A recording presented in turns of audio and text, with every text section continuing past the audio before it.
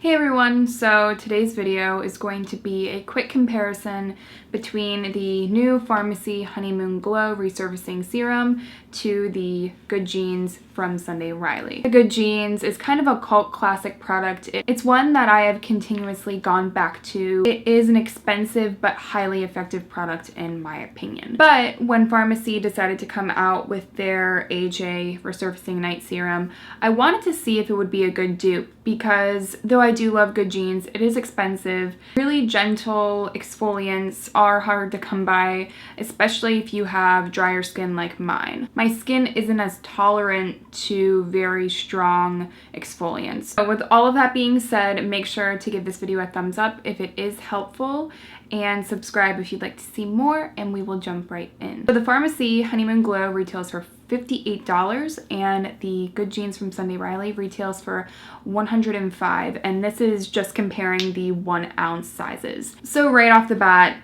I did want to throw that out there, that the Farmacy is definitely a better bang for your buck. I wanted to quickly talk about the ingredients because I do think that ingredients are important and we should be paying attention to that. I feel like ingredients aren't always the end-all be-all, and that I have a lot of skincare products that the ingredients are perfect, the formulation in theory is awesome, but the actual effectiveness is not great. All of that being said, both of the ingredients list are both right up my alley. Starting off with the Honeymoon Glow, this is paraben-free, no synthetic fragrance. It is also cruelty-free, which is great. Unlike the Good Genes, which is a lactic acid-based serum, this has lactic acid, this has glycolic acid, and it does have BHA. This contains 14% of that mixture. That's actually great if you're interested in a serum that is going to do more than just brighten the skin. Chemical exfoliants are very, very personal, so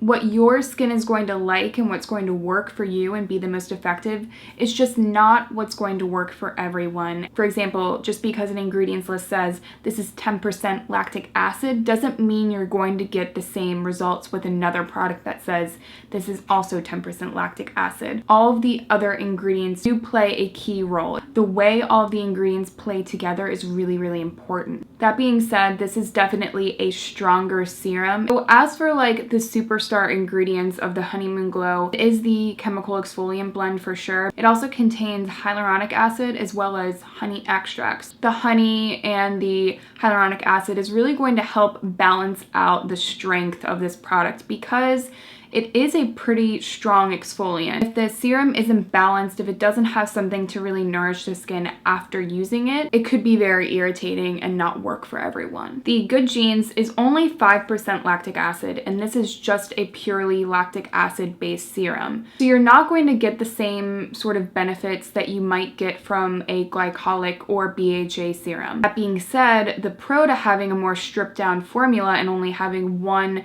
chemical exfoliant is that it is going to be a little bit more gentle. And this definitely is a more gentle product. It is also only 5%. There's pros and cons to both ingredient lists. It's a lot less likely that you're going to have a reaction to something like the Good Genes than you would with the Honeymoon. I do feel like the results might be a little bit quicker with something like the Honeymoon Glow, but again, it is also more easy to overdo it with that product. So again, you have to weigh your options with both. Anyway, the Good Genes, again, the lactic acid is balanced out by the aloe vera in here, which is really one of my favorite ingredients in general. It also has a couple of fermented ingredients in here, which my skin really enjoys. It's usually great for brightening. This also has licorice extract, which has been proven to really help brighten up the skin. So now that we've talked about the ingredients and kind of the pros and cons, let me just talk about my personal experience. So I've used multiple tubes of the Good Genes. It really is a standby serum for me. The texture is very milky and it almost has more of like a lotion consistency. It feels a little bit more comforting than a lot of chemical exfoliants while going onto the skin. As for results, I find that this is great for brightening and great for hydration, surprisingly. So I always say that lactic acid is great to mildly help the texture in your skin.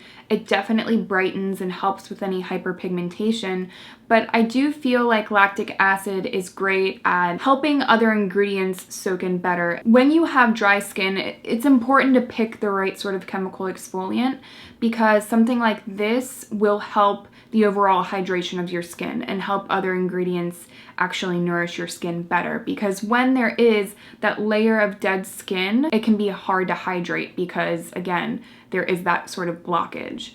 So again, I do feel like this is great for dry skin in that sense. The brightening effects are great. I feel like I can use this 3 times a week. Not that I ever do. I really don't use chemical exfoliants too often. So for me, I feel like I want something to be good enough that the next day I wake up and I see an effect, because I don't like using exfoliants every single day. I do find that no matter the exfoliant, if I used one every single day, my skin just would feel a little bit more irritated, and I just don't feel like my skin really needs it on a very daily basis, to be honest. So again, it makes it really important for me to kind of see overnight results.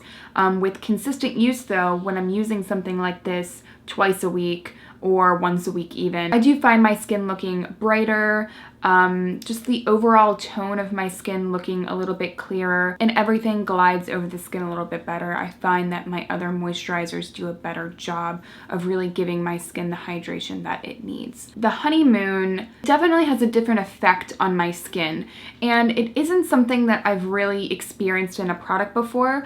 I do find like the results are comparable to the Good Genes in some way. The texture is that sort of honey. So yeah, I do feel like the textures are similar. This is a little bit runnier.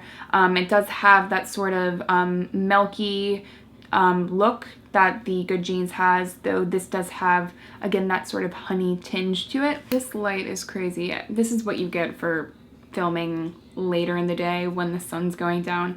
Anyway, so I feel like the Honeymoon is great for a brightening effect. This definitely is a brightening product, but I also feel like it's great for textural issues. I don't feel like I could use this as often though, because it is a little bit stronger. I've definitely seen differing opinions on what is more gentle. In my experience, I think the Good Genes is a little bit more gentle and I experience less tingling with it. I do experience a little bit more tingling with the Honeymoon, but I don't think this is irritating. If I use it just once, I do find that my skin is a little bit brighter. It will help with hyperpigmentation. It's interesting though. I do find that this is nourishing, like the addition of the hyaluronic acid and the honey definitely does something. This is not like an overly stripping sort of AHA blend. I feel like I'm going to use this more when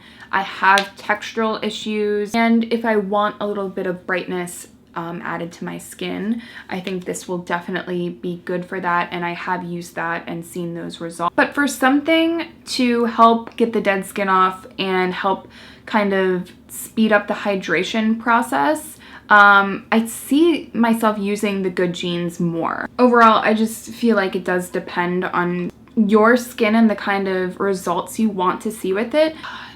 I'm sorry that this light looks so weird on my face right now. Okay, that's a little bit better. If you want something to target roughness of the skin, if you want something to kind of to make your skin look brighter and to help fade hyperpigmentation, I think I would go with this and try it out. Use it maybe once a week. Definitely do a patch test with either of these products for sure. But yeah, I feel like if you're just using something to help fade spots and make your skin look a little bit more radiant, I think this definitely is a good product to go to, and it is a lot more affordable. But I do feel like if you have dry skin and you're kind of wanting to use something to help brighten the skin and make it look a little bit plumper, I feel like the Good Genes is the way to go. Right, so I hope this video was helpful.